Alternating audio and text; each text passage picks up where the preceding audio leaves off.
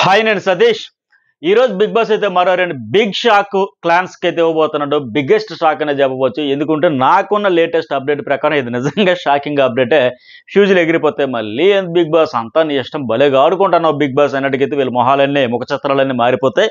వాస్తవంగా దీనివల్ల నిఖిల్ క్లాన్కి గట్టిగా దెబ్బ పడబోతుందని అర్థమైతుంది. ఈ అప్డేట్ ఏంటంటే, ఈ రోజు గార్డెన్ ఏరియాలో ఒక బిగ్ బాస్ ఒక పెద్ద పవర్ బ్యాంగిల్ ఒకటి పెట్టి, అంటే గాజు ఒకటి పెట్టి, ఆ బ్యాంగిల్కి ఉన్న పవర్ ఏంటంటే దానిని ధరించిన హౌస్ మేట్ ప్రెజెంట్ ఉన్న క్లాన్ లో ఉండొచ్చు, లేదా సరైన రీజన్ చెప్పి క్లాన్ మారిపోవచ్చు. మొన్న ఇదే చాయిస్ అన్నాడు. అంతా సీత క్లాన్ వైపు వెళ్ళిపోతుంటే లాస్ట్ లో బలవంతంగా ఒత్తిడి తెచ్చి మరి అటు మరికంట ప్రేరణని వాళ్ళు లేదు మాకు ఇష్టం లేదు మాకు పనిష్మెంట్ లా ఉంటుంది అన్నా సరే తప్పనిసరి పరిస్థితుల్లో క్లాన్స్ మధ్య బ్యాలెన్స్ ఉండాలి. మ్యాన్ పవర్ అంతా ఒకవైపు వెళ్ళిపోతే ఇంక ఇటువైపు తక్కువ 8-3 అయిపోతున్నారని చెప్పేసి బలవంతంగా పెట్టాడు. ఇప్పుడు మళ్ళీ బిగ్ బాస్ ఏంటంటే మళ్ళీ ఇప్పుడు హీట్ పుట్టింది కనుక క్లాన్స్ మధ్య అంతర్యుద్ధాలు వచ్చాయి కనుక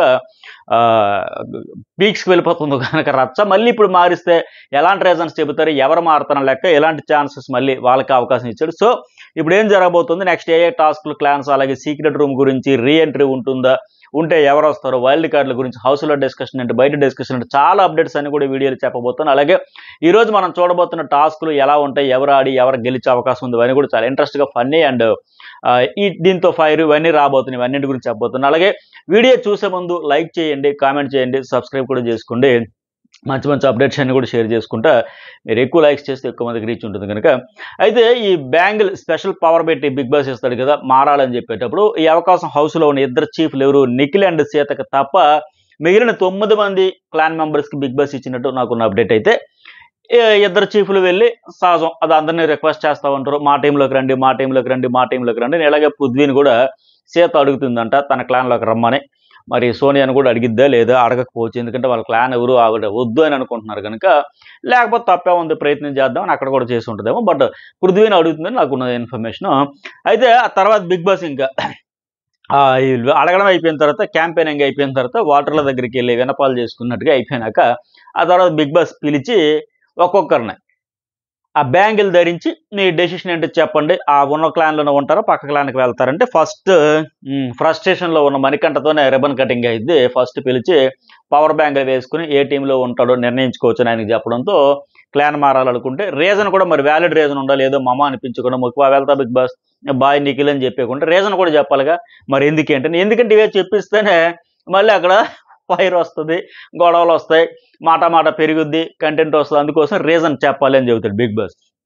ఇంకేముంది, రెక్కలు వచ్చిన పక్షిలాగా మణికంఠ నిఖిల్ శక్తి క్లాన్ నుంచి సీతార కాంతార క్లాన్లోకి దూకెత్తి వెళ్ళిపోతారు, నో డౌట్.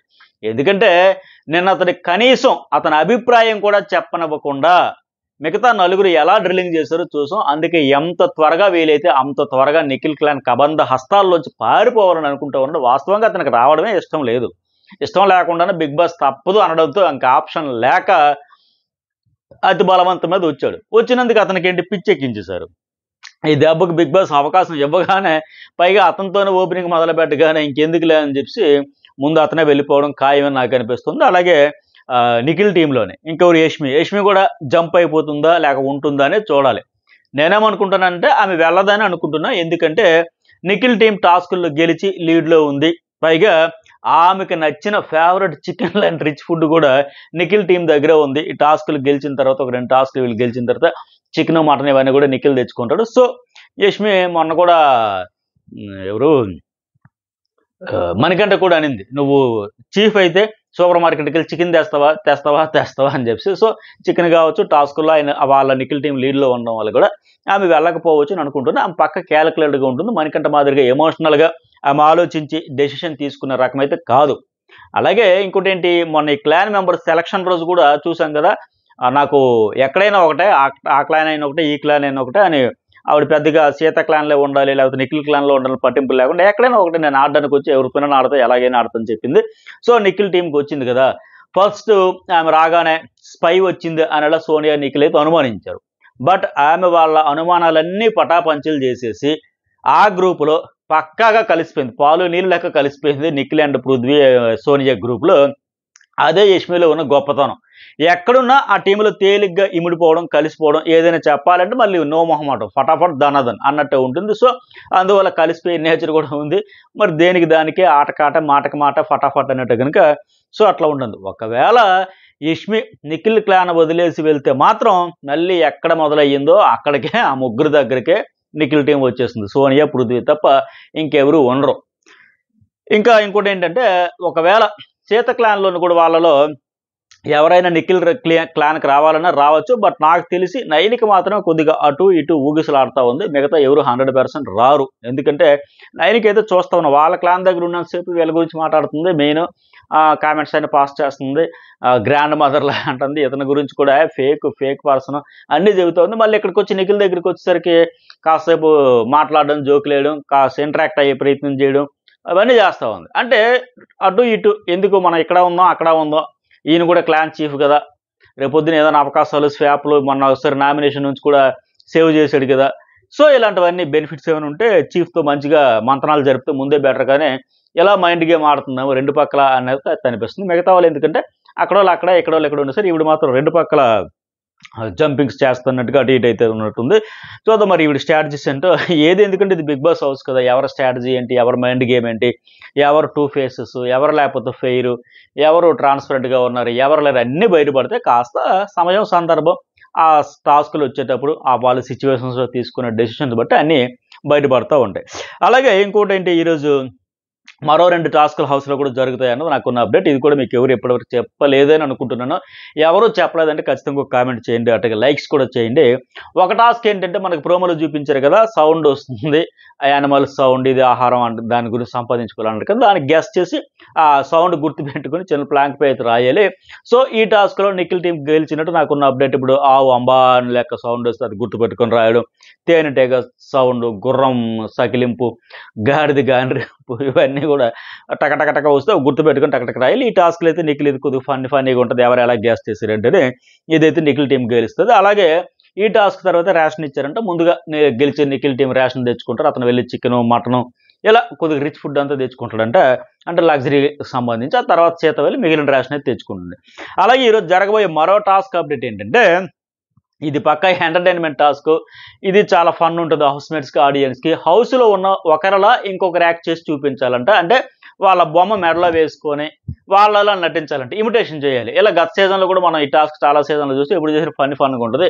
ఎంతకీ ఎవరు ఎలా ఎవరిలాగా చేస్తారు, ఎవరి బొమ్మ మెడలో చేస్తారన్నది నా గెస్సింగ్ ప్రకారం చూస్తే మణికంఠల ప్రేరణ నటిస్తుందేమో చూడాలి, మణికంఠ ఆమె ఇమిటేట్ చేస్తుందేమో. అట్లాగే విష్ణుప్రియుల నబీల్ నటిస్తే ఆమెను ఇమిటేట్ చేస్తే బాగుంటుంది. అట్లాగే పృథ్వీ నిఖిల్ లాగా, అలాగే యష్మి నైనిక్ లాగా, అలాగే మణికంఠ పృథ్వీని ఇమిటేట్ చేయడం, ఆయన బాడీ లాంగ్వేజ్, మాట్లాడే విధానం. అట్లాగే నైనిక ప్రేరణ లాగా, విష్ణుప్రియ సీతలాగా, ఆదిత్య ఓమేమో సోనియాని, అలాగే సోనియా యష్మిని ఇమిటేషను, అట్లాగే నిఖిల్ నబీల్ లాగా సరదాగా నటించి చూపిస్తే బాగుంటుంది అనుకుంటా. వీళ్ళు గతంలో కూడా చిన్న మజాక్లో వాళ్ళు ఎట్లా మాట్లాడతారు అన్నారు కనుక.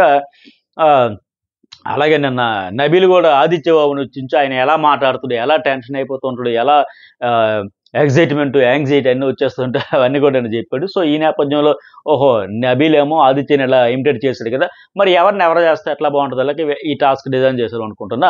చూద్దాం మన గెస్సింగ్ ప్రకారం ఉంటుందా లేదా అనేది. అలాగే ఇంకోటి ఏంటంటే హౌస్ మేట్స్లో డిస్కషన్ ఏంటంటే బిగ్ బాస్ పెట్టిన 12 మందిలో 3 ఆపాం మనం, మిగతా 9 మందిని వైల్డ్ కార్డులుగా వస్తారంటే హౌస్లో చాలాసేపు డిస్కషన్స్ జరిగి అమ్మో 9 మంది వస్తారా ఎలా అని. నిఖిల్ ఏమంటాడు, లేదు ఈ టాస్క్లు ఈ వారానికి ముగిస్తే మళ్ళీ వచ్చే వారం ఆడిస్తారని ఆయన అంటాడు.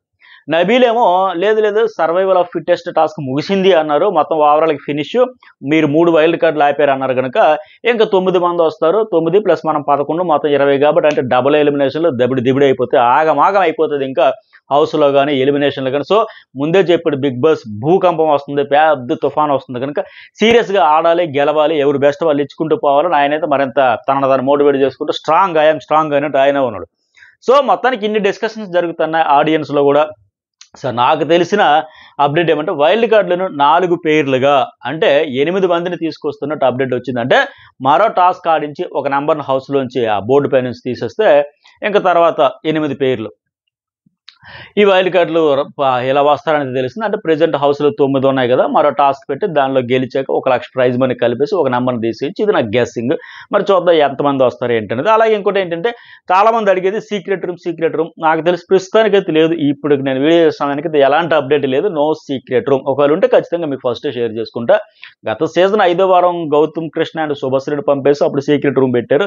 అది చాలా కంటెంట్ అంతా బాగా బ్రహ్మాండంగా వచ్చింది. బట్ ఈసారి ప్రస్తుతానికి అయితే లేదు. ఫ్యూచర్లో నేను నెక్స్ట్ ఎవరిని పెడితే బాగుంటుంది కూడా మనం చెప్పుకుందాం. అలాగే రీఎంట్రీ కూడా లేదు. అయినా వెళ్ళిన ముగ్గురులో అభయ్, శేఖర్ భాష వచ్చినా పెద్దగా ఉపయోగం లేదు, కంటెంట్ రాదు.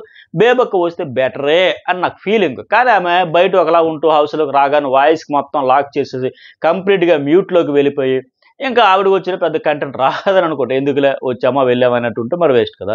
సో నాకు తెలిసి వీళ్ళ ముగ్గురిని అయితే బీబీ టీం అప్రోచ్ అవ్వలేదు. సో రీఎంట్రీ అనేది కూడా జస్ట్ హంబక్కే, అదైతే ప్రస్తుతానికి లేదు. సో ఇవి అప్డేట్స్. అలాగే మిడ్ నైట్ చాలా టాక్స్ జరిగాయి. అన్నీ కాకుండా ఇంపార్టెంట్వి కొద్దిగా ఇంట్రెస్టింగ్గా ఉండేవి. ఎవరి గేమ్ ఎట్లా ఆడుతున్నారు అవన్నీ చాలా బయటపడతాయి. షాకింగ్ కామెంట్స్ ఒకరి గురించి ఒకరు కూడా జరుగుతున్నాయి.